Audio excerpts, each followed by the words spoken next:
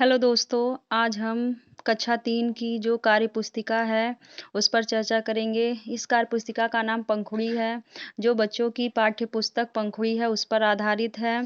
इसमें सबसे पहले जो है निपुण सूची कक्षा 3 जो दक्षता है, 15 दक्षताएँ जो कक्षा 3 में दी गई हैं, वह लिखा हुआ है, जिसमें मौखिक भाषा पर कुछ दक्षताएँ दी हुई हैं, पठन पर और लेखन पर। इन सारी दक्षताओं को हमें बच्चे को आ जानी चाहिए। फिर उसके बाद बच्चे का नाम, कक्षा, अनुक्रमांक तथा विद्यालय का नाम यहाँ पर भरा जाएगा।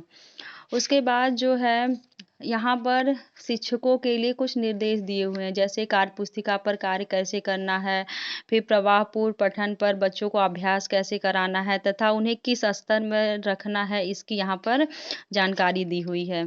उसके बाद कार्यपुस्तिका ट्रैकर जो बच्चों द्वारा भरा जाएगा, यह सप्ताह 1 से लेकर के सप्ताह 25 तक दिया हुआ है। इसमें एक सप्ताह में 6 कार्य दिवस दिए हुए हैं।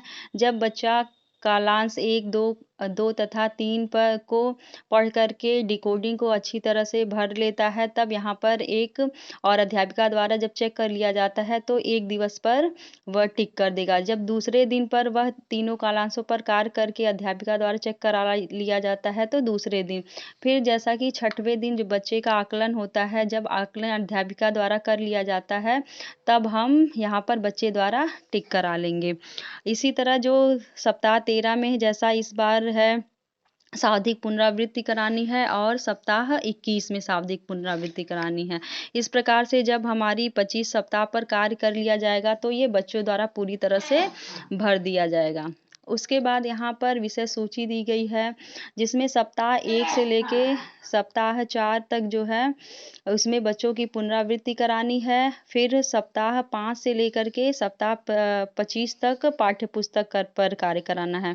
इसमें सप्ताह 1 से लेकर के सप्ताह 7 तक जो पठन अभ्यास पर कार्य कराना है, जिसमें उन्हें शब्द पठन, वाक्य पठन कराना है तथा सप्ताह 8 से लेकर के 25 तक इन्हें जो वाक्य हैं, उनको तेज़ी से यानी प्रभावपूर्ण पठन कर ले, उस पर कार्य कराना है। उसके बाद यहाँ पर अभ्यास 1 जैसा कि कालांश 2 में जो डिकोडिंग का कालांश है, उसमें इसको भरवाना है बच्चों द्वारा। फिर उसके बाद यहाँ पर एक स्टार, थंब और स्माइली दी हुई है। यह बच्चों के उत्साहवर्धन जैसा वो प्रदर्शन करते हैं, उसके हिसाब से आपको यहाँ पर एक टिक कर देना है। फिर यहाँ बच्चे द्वारा दिनांक भरवा दिया जाएगा और यहाँ अध्यापिका द्वारा उसके हस्ताक्षर कर दिए जाएंगे।